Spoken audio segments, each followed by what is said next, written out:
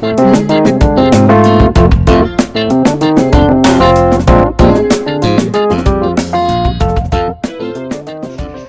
குட்டீஸ், welcome to ரேஜோஸ் மைத்திக்கல் stories. இன்றைக்கி நம்ம சேனலில் அறிவை பெருக்கும் ஜாதக கதைகள் பார்க்க போகிறோம்.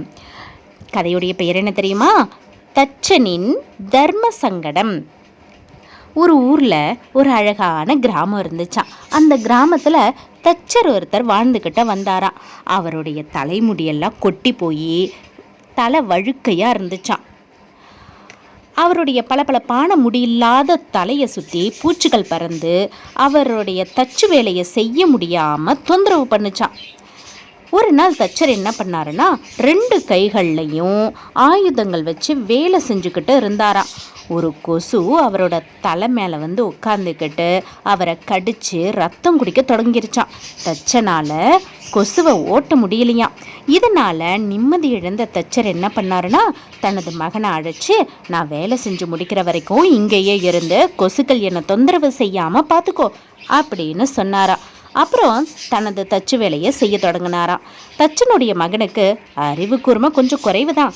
கொசுவை எப்படி விரட்டுறது அப்படின்னு அவன் யோசிச்சானா. காகிதம், இலை கொண்ட மரக்கிளை, துவாலை, இப்படி பல பொருட்களோட உதவியாலையும் அவனால் கொசுவை விரட்டவே முடியலையாம். அப்போது அவனுடைய பார்வை கீழே கிடந்த கோடரி மேலே விழுந்துச்சான். இதை கையில் எடுத்துக்கிட்டு அடுத்த வர கொசுவுக்காக காத்துக்கிட்டு இருந்தானா அந்த சிறுவன். ஒரு கொசு வந்து தச்சனுடைய தலையில் உட்காந்தது தான் ஆச்சு. அதை கோடரியால் ஓங்கி ஒரே அடித்து கொன்னுட்டானா. கொசுவை மட்டும் அவன் அடிக்கல, தனக்கே தெரியாமல் தன் தந்தையுடைய தலையை பிளந்துட்டானா. தச்சனும் பரிதாபமாக உயிரை விட்டுட்டாராம். அந்த நாட்டு அமைச்சர் ஒருவர் நடந்ததையெல்லாம் கேள்விப்பட்டு தெரிஞ்சுக்கிட்டாராம். அப்புறம் இந்த சம்பவத்தை பற்றி அரசர்கிட்ட சொன்னாராம். அரசன் புன்னகையோட ஒரு பதில் சொன்னாராம். இதை போலவே நானும் ஒரு சம்பவத்தை பார்த்துருக்கேன். இந்த நாட்டில் முட்டாள்களுக்கு பஞ்சமே இல்லை. நான் சின்ன பையனாக இருக்கும்போது ஒரு கிராமத்து வழியாக நடந்து போய்கிட்டு இருந்தேன். அங்கே ஒரு பெண்மணி உலக்கையால் நெல்லை குத்திக்கிட்டு இருந்தா. அவள் வேலையை நிம்மதியாக செய்ய முடியாதபடி பல ஈக்கள் அவளை சூழ்ந்துக்கிட்டு தொந்தரவு பண்ணுச்சு. அதை விரட்டுறது பெரிய பிரச்சனை ஆயிட்டுது.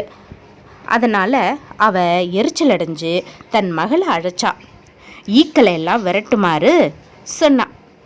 அந்த சிறுமியும் தச்சன் மகனை போலவே அறிவில் கொஞ்சம் குறைவு தான். அவங்க அம்மாவை தொந்தரவு செய்துக்கிட்டு இருந்த ஈக்களை கைகளால் வீசி ஓட்ட முயற்சித்துக்கிட்டு இருந்தாலாம். ஆனால் அந்த முயற்சி பலன் தரலை. ரொம்ப கோவப்பட்டு இன்னொரு உலக்கையை எடுத்து ஈக்கள் மேலே வீசினாலாம். 1-2 ஈக்கள் மறிச்சது என்னவோ உண்மைதான்.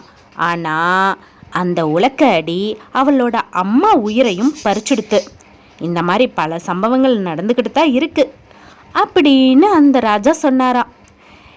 எந்த செயலையும் அறிவோடு செய்யணும். சிந்திக்காமல் செயல்படுறதுனால பிரச்சனையும் தீராது, புதிய பிரச்சனைகள் தான் வரும்.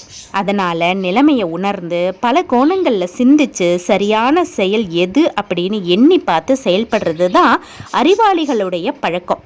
அந்த மாதிரி செயல்படுறவங்க கண்டிப்பாக வெற்றி பெறுவாங்க. என்ன குழந்தைங்களா, கதை பிடிச்சிருக்கா? உங்களுக்கு கதை பிடிச்சிருந்ததுன்னா உங்களுடைய குட்டி குட்டி ஃப்ரெண்ட்ஸுங்களுக்கும் கதையை ஷேர் பண்ணுங்கள். சேனலை மறக்காமல் சப்ஸ்கிரைப் பண்ணிடுங்க. தேங்க்யூ.